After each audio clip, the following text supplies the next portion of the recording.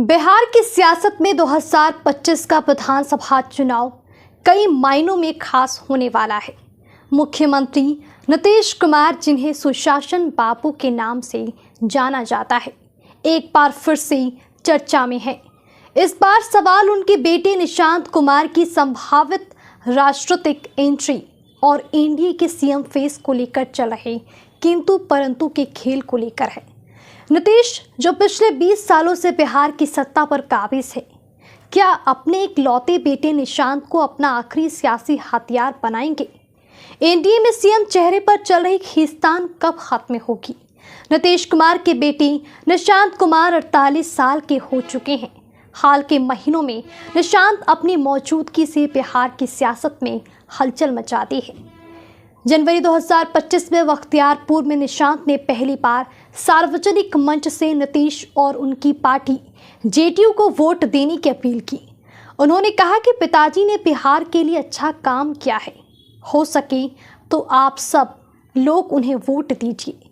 यह बयान निशांत का पहला राजनीतिक बयान था जिसने उनकी सियासी महत्वाकांक्षा की ओर इशारा किया। इसके बाद जेडीयू नेता परमहंस कुमार ने जून 2024 में कहा, निशांत को राजनीति में आना चाहिए, वे ईमानदार और दूरदर्शी नेता साबित हो सकते हैं। जेडीयू कार्यकर्ताओं की यह मांग भी रही है कि निशांत को पार्टी में लाया जाए। हालांकि नीतीश कुमार वंशवादी राजनीति के कूट आलोचक रहे हैं। उन्होंने लालू यादव और रामविलास पासवान की पार्टियों पर परिवारवाद को बढ़ावा देने का आरोप लगाया था। ऐसे में निशांत को लाना उनके सिद्धांतों के खिलाफ माना जा सकता है। फिर भी फरवरी 2025 में पटना में जेडीयू ऑफिस के बाहर लगे पोस्टरों में लिखा था, बिहार करे पुकार, आइए निशांत कुमार, जिसने अटकलों को और हवा दी। निशांत ने हालांकि जुलाई 2024 में कहा था कि वे आध्यात्मिक रास्ते पर हैं और राजनीति में नहीं आएंगे, लेकिन ताज़ा बयानों में वे नीतीश को सीएम फेस घोषित करने की मांग कर रहे हैं, जिससे उनकी सियासी सक्रियता साफ झलकती है।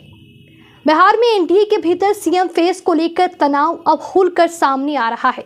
दिसंबर 2024 में पीएम मोदी के एक बयान ने जेडीयू खेमे में रौनक लौटा दिया है। दरअसल पीएम मोदी ने नीतीश को लाडला कहा था। इसके कुछ ही दिन बाद जेडीयू ने पोस्टर लगाए जिनमें लिखा था, जब बात बिहार की हो, नाम सिर्फ नीतीश कुमार का हो। बीजेपी नेताओं ने बार बार कहा कि नीतीश ही सीएम फेस होंगे, लेकिन संसदीय वोट की मंजूरी की शर्त जोड़ने से जेडीयू नाराज है। अप्रैल 2025 में बीजेपी नेता अश्विनी चौबे ने नीतीश को उप प्रधानमंत्री बनाने की बात कही, जिसे जेडीयू ने खारिज करते हुए अमित शाह के पुराने बयान का हवाला दिया। नीतीश ने सीतामढ़ी में दिसंबर 2024 में कहा, 2 बार गलती हो गई, अब इधर उधर नहीं जाएंगे। यह बयान उनकी एनडीए में बने रहने की प्रतिबद्धता दिखाता है। लेकिन बीजेपी के डिप्टी सीएम सम्राट चौधरी को नीतीश के समानांतर खड़ा करने की अटकलें भी है। चिराग पासवान ने भी नीतीश को समर्थन दिया है। 74 साल की उम्र में नीतीश की सेहत को लेकर सवाल उठ रहे हैं और विपक्ष उनकी मेडिकल बुलेटिन की मांग कर चुका है। ऐसे में निशांत की एंट्री को नीतीश की विरासत को आगे बढ़ाने की रणनीति माना जा रहा है।